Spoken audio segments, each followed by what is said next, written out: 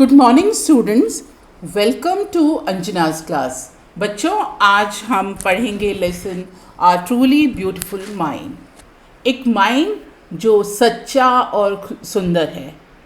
बच्चों, ये लेसन है अल्बर्ट आइंस्टीन के बारे में और ये आपकी बुक बी हाइव जो कि क्लास 9 की बुक है उससे ये लिया गया है। बच्चों, खूबसूरत दिमाग क्या होता है? खूबसूरत दिमाग वही होता है जिसमें कि अच्छी बातें हो और उस व्यक्ति की सोच मानवता के लिए हो। तो यही लेसन है truly beautiful mind Albert Einstein. तो देखते हैं बच्चों, इस लेसन को पढ़ने से पहले हम उनके द्वारा शिक्षा के बारे में, एजुकेशन के बारे में क्या कहा गया है, एक बार उसको भी हम पढ़ते हैं। बच्चों, अल्बर्ट आइंस्टीन कहते हैं education is what remains after one has forgotten what one has learned in school. शिक्षा वह नहीं है जो कि वो बच्चा स्कूल में पढ़ने के बाद भूल जाता है, बल्कि वह जो उसने बातें सीखी हैं और उसके साथ हमेशा जीवन भर रहती हैं। तो चलिए हम अल्बर्ट आइंस्टीन के बारे में और जानते हैं इस लेसन में। बच्चों, अ ट्रूली ब्यूटीफुल माइंड किसका है? The lesson is about Albert Einstein. Who do you think of when you hear the word genius? जब आप जीनियस शब्द सुनते हैं तो आपके दिमाग में किसका नाम आता है? Who is genius? जीनियस कौन है? चतुर व्यक्ति कौन है? What qualities do you think a genius has? और एक जीनियस में क्या गुण होते हैं, यह आपने कभी सोचा है? We shall now read about a young German civil servant who took the world by storm about 100 years ago. 100 साल पहले एक जर्मन व्यक्ति ने जो इस संसार में तहलका मचाया था। In the summer of 1905, 1905 की गर्मियों में एक the 26-year-old published 26 साल के व्यक्ति ने प्रकाशित किया इन अ क्विक सक्सेशन, एक के बाद एक, 4 ground breaking papers about light, the motion of particles, light प्रकाश के बारे में और कणों की गति के बारे में, the electrodynamics of moving bodies and energy, ऊर्जा के बारे में और गतिकी के बारे में जो उन्होंने अपने पेपर पब्लिश किए, उससे पूरे संसार में तहलका मच गया। His work took up only a few pages in scientific journals but changed forever our understanding of space, time and entire cosmos. उनके उन विज्ञान की पुस्तकों में या जर्नल्स में कुछ ही पेज में उनके ये पेपर्स छपे थे, लेकिन उन्होंने पूरे संसार की अंतरिक्ष, समय और पूरे ब्रह्मांड के बारे में समझ को बदल दिया and transform the name Einstein into synonym for genius. और जब जीनियस का नाम लिया जाता तो उसका समानार्थी आइंस्टीन को माना जाता। 50 years after his death, Albert Einstein's genius still reigns। अपनी मौत के 50 वर्षों के बाद भी अल्बर्ट आइंस्टीन विज्ञान जगत में या संसार में सभी के दिलों में राज करते हैं। क्या बच्चों, आप ऐसे व्यक्ति की आवाज़ को सुनना चाहेंगे? We should strive not to use violence in fighting for our cause, but by non-participating in anything you believe is evil.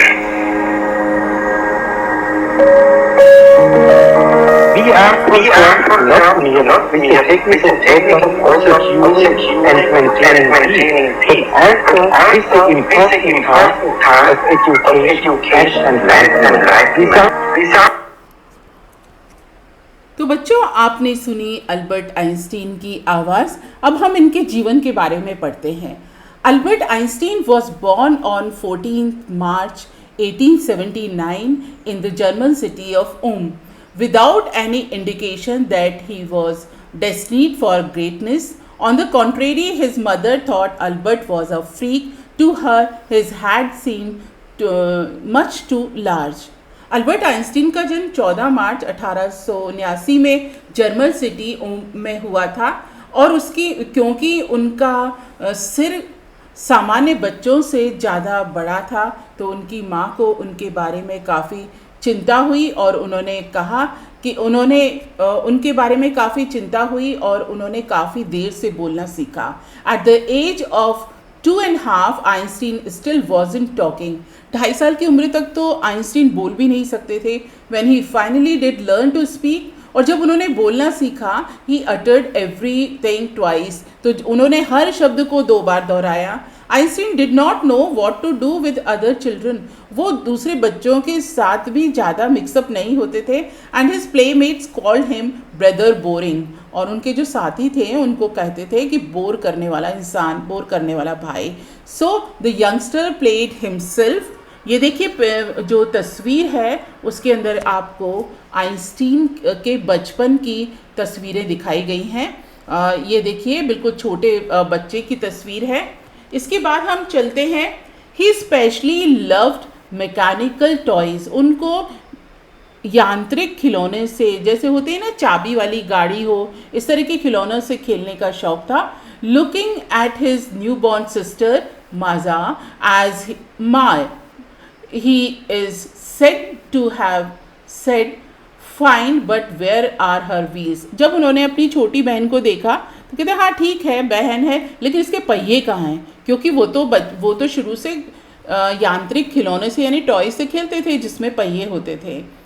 A headmaster once told his father that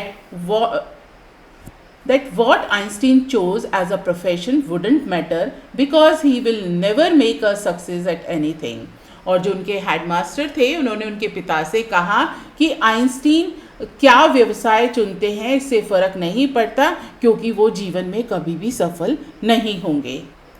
Einstein ने 6 साल की उम्र में वायलिन को बजाना सीखा because his mother wanted him to, क्योंकि उनकी माँ ये चाहती थी. He later became a gifted amateur violinist. इसके बाद वो एक अच्छे वायलिन बजाने वाले बने. Maintaining this skill throughout his life, और उन्होंने पूरे जीवन भर इस गुण को अपनाए रखा. But Albert Einstein was not a bad pupil. लेकिन अल्बर्ट आइंस्टीन कोई बुरे विद्यार्थी नहीं थे. He went to high school in Munich. वो म्यूनिक में उन्होंने हाई स्कूल की पढ़ाई की. Where Einstein's family had moved when he was 15 months old. जहाँ पर कि आइंस्टीन का परिवार चला गया था जब वो 15 महीने के थे. And scored good marks in almost every subject, और उन्होंने हर सब्जेक्ट में अच्छे नंबर प्राप्त किए.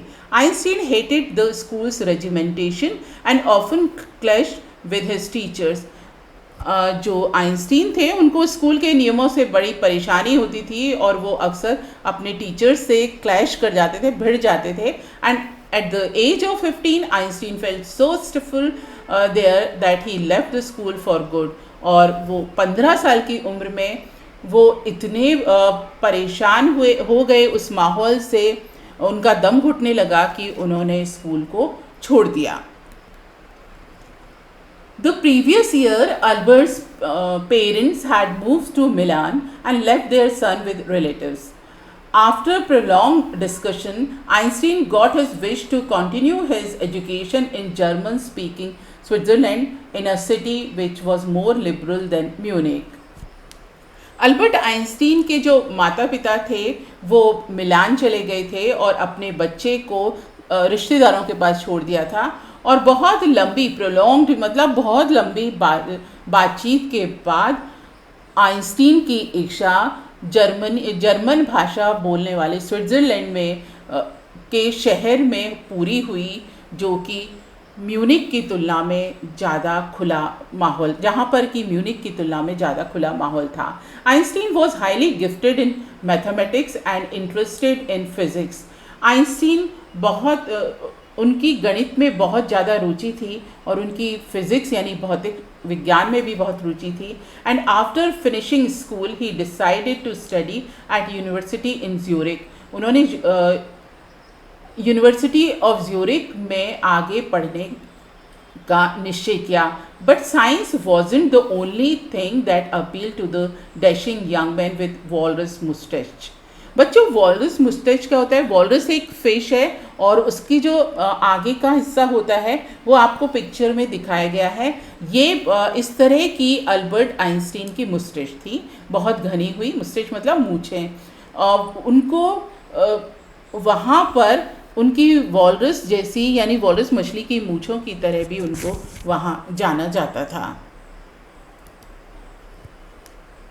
He also felt a special interest in a fellow student, Mileva Murray, whom he found to be a clever creature. This young Serb had come to Switzerland because the University of Zurich was one of the few in Europe where women could get degrees. Einstein saw in her an ally against the Philistines, those people in his family and her university with whom he was constantly at odds. यहाँ पर उनको उनके साथी एक विद्यार्थी थी लड़की Mileva मैरे, उनको वो पसंद आई। और ये जो बच्चों सर्ब कौन होते हैं? सर्बिया के रहने वाले लोग। जैसे हम इंडिया के रहने वाले हैं तो हमें इंडियन कहा जाता है, ऐसे सर्बिया के रहने वालों को सर्ब कहा जाता है। This young Serb had come to Switzerland, वो स्विट्ज़रलैंड आई थी because the university in Zurich was one of the few in Europe where women could get degrees. क्योंकि यूरोप में यूनिवर्सिटी ऑफ ज्यूरिख ही ऐसी कुछ यूनिवर्सिटी में से एक थी जहाँ पर महिलाओं को शिक्षा मिल सकती थी। Einstein saw in her an ally against the Philistines. बच्चों फिलिस्टीन्स क्या होता है? ऐसे लोग जो कि जिनके अंदर आर्ट, कोई कला या म्यूज़िक के बारे में रुचि नहीं होती है, वो उससे हेट करते हैं, उनको कहा जाता है फिलिस्टीन्स। और जब आइंस्टीन को लगा कि मिलेवा भी एक ऐसी लड़की है जो कि ऐसे लोगों से नफ़रत करती हैं जिनको कि आर्ट्स या म्यूज़िक पसंद नहीं होता है, यानी वो अल्बर्ट आइंस्टीन की सहयोगी थी। The couple fell in love, ये दोनों एक दूसरे को जाने लगे। Letters survive in which they put their affection into words, और अभी भी वो पत्र हैं जिसमें इन्होंने एक दूसरे के प्रति अपने पसंद को लिखा था। मिक्सिंग साइंस विद टेंडरनेस, विज्ञान के अंदर कोमल भावों को समेटा था। रोट आइंस्टीन लिखते हैं, how happy and proud I shall be when we both have brought our work on relativity और टू अ विक्टोरियस कंक्लूजन। मेरे लिए कितना खुश और गर्व का विषय होगा जब हम दोनों अपने काम को, सापेक्षवाद के काम को हम एक साथ लेकर आएंगे। In 1900, at the age of 21, Albert Einstein was a university graduate and unemployed. अब सन 1900 में 21 साल की उम्र थी अल्बर्ट आइंस्टीन की, और वो यूनिवर्सिटी से स्नातक बन गए थे, लेकिन कोई रोजगार नहीं था। Unemployed means without any job. He work as a teaching assistant, वो एक टीए की तरह काम करने लगे। टीचिंग असिस्टेंट होते हैं जो प्रोफेसर्स को पढ़ाने में मदद करते हैं। Gave private lessons and finally secured a job in 1902 as a technical expert. वो प्राइवेट लेसन्स यानी ट्यूशन्स देने लगे और आखिरकार 1902 में उनको टेक्निकल एक्सपर्ट के रूप में जॉब मिली। In the patent office in Bern में पेटेंट ऑफिस क्या होता है कि बच्चों जो भी कई नई खोज होती है और उसको अपने नाम से करवाया जाता है उसे कहते हैं पेटेंट। तो ये जो ऑफिस था बर्न में, और वहाँ पर अल्बर्ट आइंस्टीन को जॉब मिली। While he was supposed to be assessing other people's inventions, वहाँ पर उनको अन्य लोगों की खोज के साथ काम करना था। Einstein was actually developing his own ideas in secret and he is said to have jokingly called his desk drawer at work the bureau of theoretical physics. और वो अपने काम करने वाली जगह थी, उसको कहा करते थे कि ये ब्यूरो ऑफ थ्योरेटिकल फिजिक्स है। One of the famous papers of 1905 was Einstein's special theory of relativity. इस जगह से, जीवन के समय से 1905 में आइंस्टीन का एक लंबा और क्रांतिकारी सफ़र शुरू हुआ जब उन्होंने सापेक्षता के विशेष सिद्धांत को प्रतिपादित किया, according to which time and distance are not absolute इनके अनुसार समय और दूरी अपने आप में पूर्ण नहीं है. Indeed, two perfectly accurate clocks will not continue to show the same time if they come together again after a journey. यहाँ तक कि दो घड़ियाँ भी एक समय में एक साथ अगर उन्हें अलग अलग जगह ले जाए और वापस लाया जाए तो एक साथ समय वो नहीं बताएंगी. From this followed the world's most famous formula which describes the relationship between mass and energy. और उनके इसी सिद्धांत से एक नया इक्वेशन समीकरण संसार के सामने आया जो कि मास यानी द्रव्यमान और ऊर्जा के मध्य है, E = mc². बच्चों ये आप अपनी साइंस की बुक में भी पढ़ेंगे. In this mathematical equation E stands for energy. यहाँ पर E एनर्जी के लिए है, M मास के लिए है and C for the speed of the light in a vacuum और C प्रकाश की दूरी है, प्रकाश की गति है. तो पिक्चर में आप बच्चों देख रहे हैं यहाँ पर जो घड़ी है वो अलग अलग जगह रखी हुई है घड़ी, और जब एक साथ उनको घुमाकर लाया जाता है तो वो अलग समय बताती हैं. बच्चों ये पहले बच्चों को समझ नहीं आता था कि सापेक्षता का सिद्धांत क्या है. इस पर आइंस्टीन ने एक चुटकुला सुनाया अपनी क्लास में. चुटकुला पढ़ते हैं और उसके साथ साथ हम आपको उससे रिलेटेड आपको और भी एक पिक्चर दिखाते हैं, एक मूवी क्लिप दिखाते हैं. तो चलिए बच्चों हम वो एक मूवी क्लिप देखते हैं.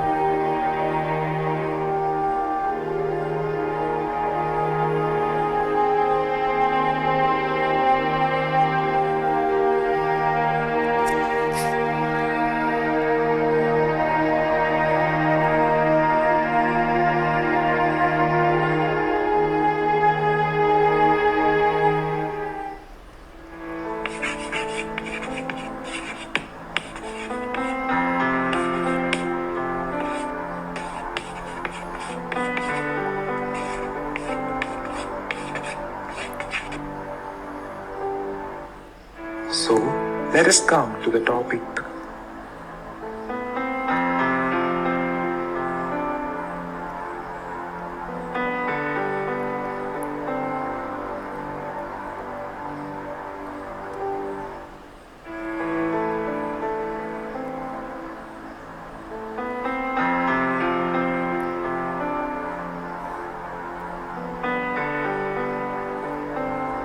Sir, relativity is so difficult. I can't understand anything. Alex, dear, listen. It is as simple as this. Imagine, if you put your hand on a horse dog for a minute, it seems like an hour. Sit with a pretty girl for an hour, and it seems like a minute. That's relativity.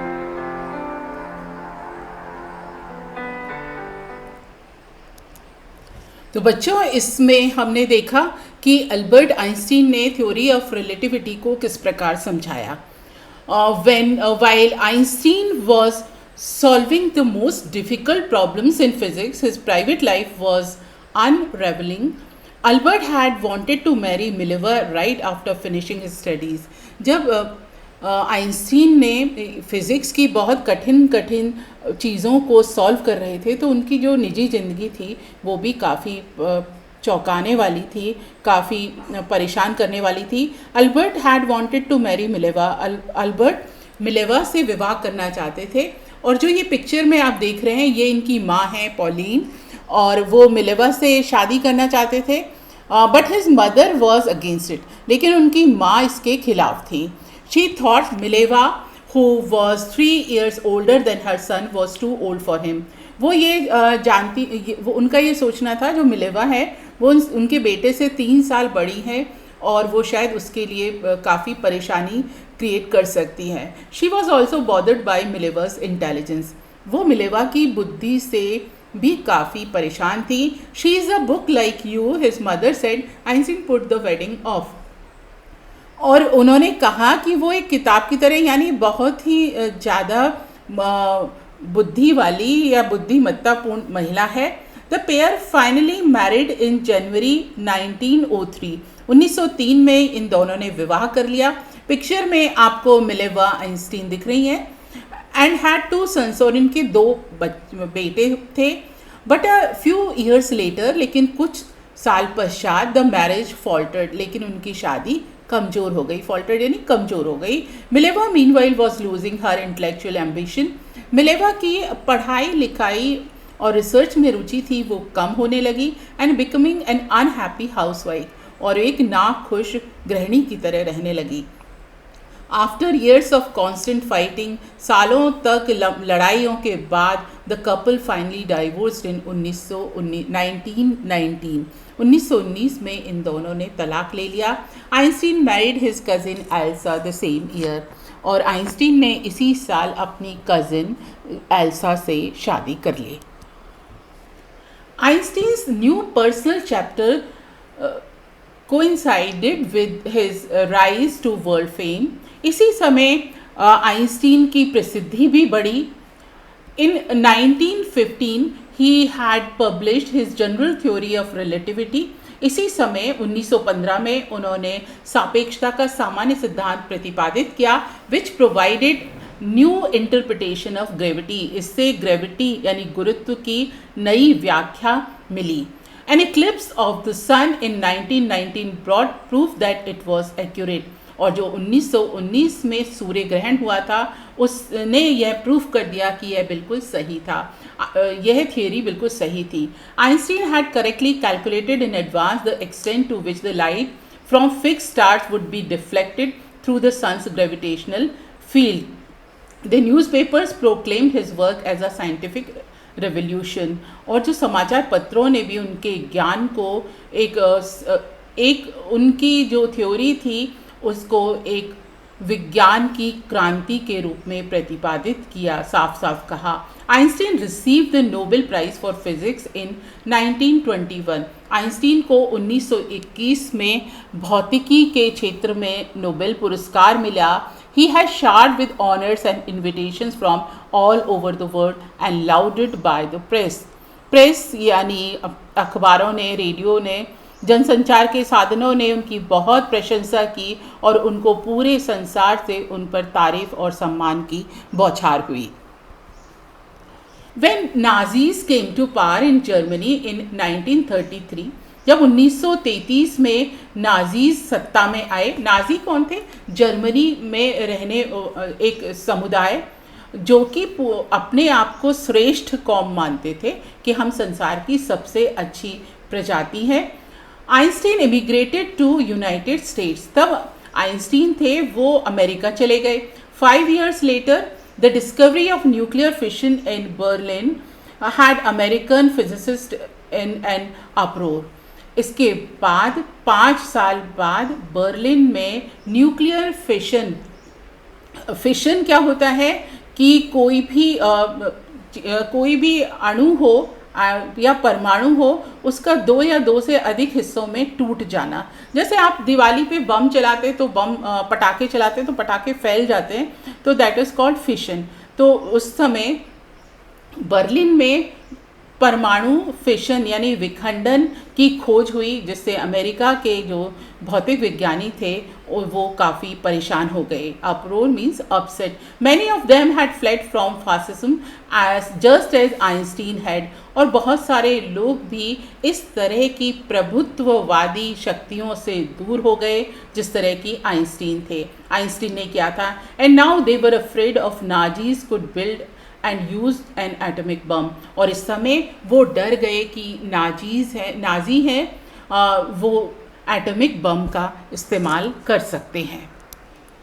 When Nazis came to power in Germany in 1933, Einstein immigrated to United States. जब Nazis Germany में 1933 में सत्ता में आए तब Einstein America चले गए थे। 5 years later, 5 साल बाद, the discovery of nuclear fission in Berlin had American physicist in an अप्रोर। और जब 5 साल जब बर्लिन में परमाणविक विखंडन का आविष्कार हुआ तो अमेरिकी वैज्ञानिक भी भौचक्के रह गए। Many of them had fled from fascism, और वो फासिज्म से दूर भागना चाहते थे, जस्ट एज आइंस्टीन हैड, जिस तरह की आइंस्टीन भागे थे। And now they were afraid that Nazis could build and use an atomic bomb, और वो डरे हुए थे कि नाजीज कहीं पर इसी तरह से एटमिक बम बनाकर उनका इस्तेमाल ना करें। At the urging of a colleague, wrote a letter to the American President Franklin Roosevelt on 2nd August 1939, in which he warned a single bomb of this type exploded, यानी फटेगा, in a port might very well destroy the whole port together with some of the surrounding territory.